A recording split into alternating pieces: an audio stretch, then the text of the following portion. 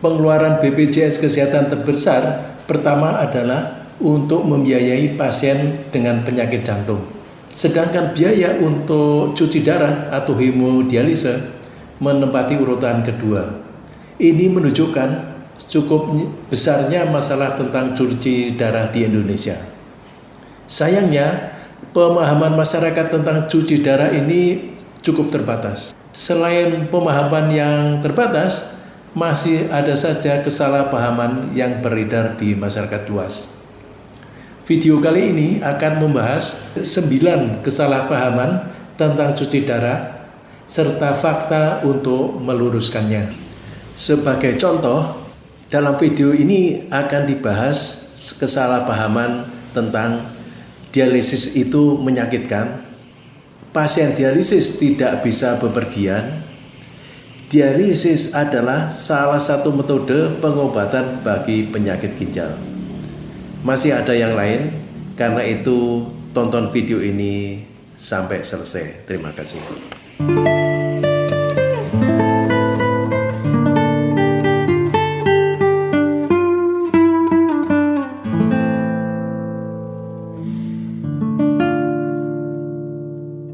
Assalamualaikum warahmatullahi wabarakatuh. Insya Allah kami akan membuat video tentang kesehatan dan psikologi 2 kali seminggu. Untuk itu, bagi yang belum subscribe, silakan subscribe, klik like dan tanda lonceng, tuliskan komentar dan bagikan ke teman-teman. Terima kasih. Ginjal yang sehat membersihkan darah Anda dan mengeluarkan cairan ekstra dalam bentuk air kencing atau urin. Mereka juga membuat zat yang menjaga tubuh Anda tetap sehat. Dialisis menggantikan beberapa fungsi ini ketika ginjal Anda tidak lagi bekerja. Ada 2 jenis dialisis yang berbeda. Yang pertama, hemodialisis, dan yang kedua adalah dialisis peritoneal. Berikut ini 9 kesalahpahaman tentang cuci darah atau hemodialisis. 1. Satu-satunya pilihan untuk mendapatkan pelayanan dialisis adalah pergi ke rumah sakit di kota besar 2-3 kali seminggu selama berjam-jam. Dialisis dapat dilakukan dengan banyak cara. Anda dapat melakukan dialisis di rumah atau di klinik dialisis rawat jalan atau di rumah Anda sendiri. Saat ini di Indonesia, dengan dicakupnya biaya hemodialisis oleh BPJS Kesehatan, maka hampir semua rumah sakit kabupaten di Pulau Jawa dan Bali, serta kota-kota besar di Indonesia telah mempunyai pusat pelayanan hemodialisis. Hemodialisis di pusat dialisis biasanya memberikan pelayanan selama 24 jam penuh 7 hari seminggu. Pelayanannya sendiri untuk setiap orang memakan waktu sekitar 4 jam setiap kali hemodialisis. Kebanyakan pasien berobat atau melakukan hemodialisis 2 hingga 3 kali per minggunya. Tapi Anda juga bisa melakukan hemodialisis atau dialisis peritoneal di rumah. Silakan pelajari lebih lanjut tentang setiap opsi dialisis dan bicarakan dengan profesional pelayanan kesehatan Anda tentang jenis dialisis mana yang terbaik untuk Anda. 2. Dialisis itu menyakitkan. Perawatan dialisis seharusnya tidak menyakitkan. Jika Anda mengalami rasa sakit selama atau setelah perawatan, Anda harus segera memberitahu tim kesehatan Anda. Beberapa pasien mungkin mengalami penurunan tekanan darah yang dapat menyebabkan mual, muntah, sakit kepala, atau kram. Namun, dengan mengikuti diet ginjal dan pembatasan cairan, jenis efek samping ini dapat dihindari. Jika Anda menjalani hemodialisis, Anda mungkin merasa tidak nyaman saat jarum dimasukkan ke dalam fistula atau cangkok Anda. Tetapi, kebanyakan pasien melaporkan bahwa ini akan lebih mudah seiring waktu karena lengan Anda terbiasa dengan jarum. Ada juga obat-obatan yang dapat diberikan untuk membuat area tersebut mati rasa jika diperlukan. 3. Dialisis adalah seperti hukuman mati. Dialisis adalah perawatan yang membantu membersihkan darah dan cairan dan racun ketika ginjal Anda tidak lagi dapat melakukan tugasnya dengan baik. Untuk memulai dialisis bisa terasa luar biasa dan menakutkan, tetapi perawatan dialisis memungkinkan Anda untuk hidup. Jadi bukan suatu hukuman mati, tapi malah memperpanjang hidup Anda, menyehatkan Anda. 4. Dialisis mahal atau tidak terjangkau untuk pasien dari masyarakat kebanyakan. Biaya untuk melakukan cuci darah bervariasi, tergantung dari membran dialisis yang digunakan, serta rumah sakit yang menyelenggarakannya. Di rumah sakit swasta di Indonesia, biaya prosedur ini bisa dimulai dari 800.000 hingga lebih dari 1,5 juta per kali cuci darah. Bila Anda harus melakukan cuci darah 2 kali seminggu, maka diperlukan setidaknya uang sebesar 6.400.000 per bulannya. Untungnya ada BPJS Kesehatan. BPJS Kesehatan membayar 100% dari semua biaya dialisis untuk semua pasien yang memenuhi persyaratan. Bila Anda belum mempunyai BPJS Kesehatan, segeralah daftarkan diri Anda dan keluarga untuk menjadi peserta BPJS Kesehatan. Bila Anda termasuk keluarga tidak mampu, cobalah urus bantuan untuk mendapatkan Kartu Indonesia Sehat atau Jaminan Kesehatan Nasional.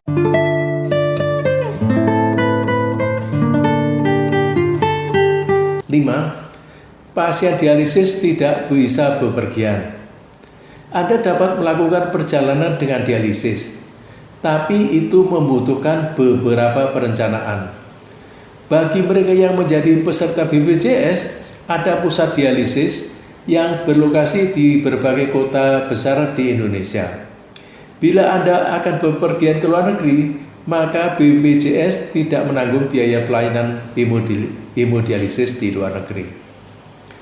Sebelum Anda bepergian, Anda harus membuat janji untuk perawatan dialisis di rumah sakit atau pusat hemodialisis lain dan mengirimkan informasi tentang perawatan medis dan riwayat Anda. Perawat atau pegawai administrasi di fasilitas dialisis tempat Anda biasa mendapat pelayanan dapat membantu memberitahu Anda tentang apa yang Anda butuhkan. Bagi mereka yang menjalankan dialisis di rumah, baik peritoneal atau hemodialisis di rumah, Anda dapat bekerja dengan tim dialisis untuk mengatur agar persediaan dikirim ke tujuan Anda, dan sebagian besar mesin dialisis di rumah sakit bersifat portable dan dilengkapi dengan tas bepergian. Bepergian dengan dialisis adalah tentang persiapan dan perencanaan. 6. Dialisis sangat merepotkan dan akan mengendalikan setiap aspek kehidupan saya. Ginjal Anda biasanya bertindak sebagai filter yang menghilangkan kelebihan mineral dan zat berbahaya lainnya dari darah Anda. Gagal ginjal terjadi ketika organ kecil berbentuk seperti kacang ini tidak dapat lagi menyelesaikan tugasnya. Selain hemodialisis yang paling umum dari 3 jenis dialisis, mesin dialisis dan filter khusus melakukan pekerjaan untuk ginjal Anda. Dialisis memakan waktu. Biasanya membutuhkan 3 sesi 4 jam setiap minggu, dan Anda dapat mempertahankan jadwal dialisis yang konsisten untuk menuai manfaat kesehatan yang ditawarkannya.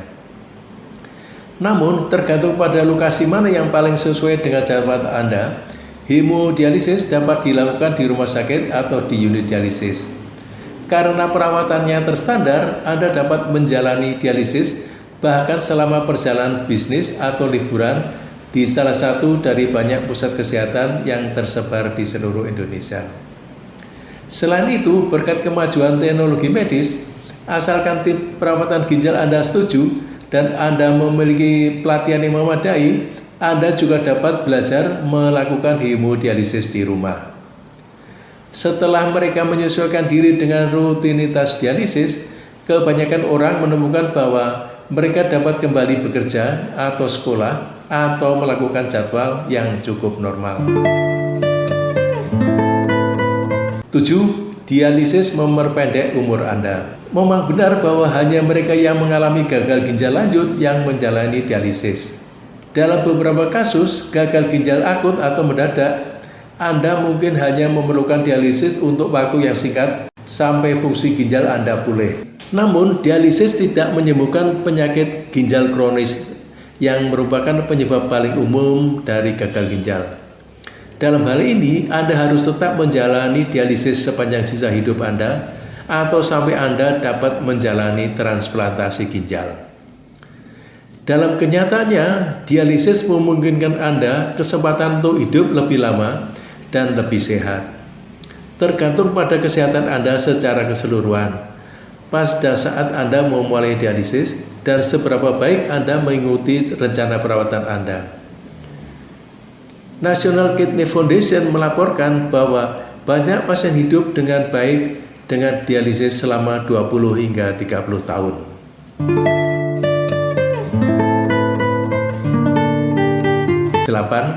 Dialisis itu menyakitkan dan memiliki banyak efek samping yang merugikan. Anda mungkin merasakan ketidaknyamanan ringan, seperti yang akan Anda rasakan saat menerima suntikan. Pada awal perawatan, saat teknisi dialisis mengakses fistula atau cangkok Anda. Anda mungkin juga mengalami sakit kepala atau pusing selama dialisis, tapi ini cukup jarang. Ini biasanya karena masalah seperti penurunan tekanan darah selama dialisis yang mudah dikelola oleh tim perawatan dialisis Anda. Pastikan untuk memberitahu tim Anda tentang gejala yang Anda alami. Anda juga dapat membantu mengecek efek samping sebagai respon terhadap dialisis dengan mengikuti pembatasan diet dan cairan secara hati-hati yang direkomendasikan dokter Anda sebagai bagian dari strategi perawatan Anda secara keseluruhan. Perawatan dialisis itu sendiri bagaimanapun tidak menimbulkan rasa sakit. Banyak orang menggunakan waktu untuk membaca, menonton video favorit mereka, fokus pada proyek kerja, atau sekedar bersantai sambil mendengarkan musik. Dialisis membuat Anda terbebas dari kelelahan yang luar biasa, sesak napas, pembengkakan, kram otot, dan gejala lain yang berkaitan dengan penyakit ginjal stadium akhir yang tidak bisa disembuhkan. Bagi sebagian besar, manfaat dialisis jauh lebih besar daripada ketidaknyamanan yang dirasakan dari dialisis.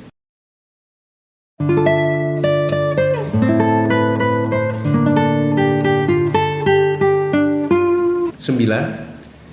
Dialisis adalah salah satu metode pengobatan bagi penyakit ginjal. Dialisis adalah sebuah metode untuk membersihkan darah Anda dari racun dan sisa makanan yang tidak dibutuhkan lagi oleh tubuh. Biasanya racun dan kotoran tersebut dibersihkan dari darah oleh ginjal. Oleh karena ginjal Anda rusak sehingga tidak berfungsi, maka pekerjaan tersebut dilakukan oleh mesin dialisis. Dalam kenyataannya, mesin dialisis tidak melakukan terapi apa-apa terhadap ginjal Anda. Demikian pembahasan tentang 9 kesalahpahaman tentang masalah cuci darah atau hemodialisis. Semoga bermanfaat. Sampai jumpa pada video berikutnya. Terima kasih.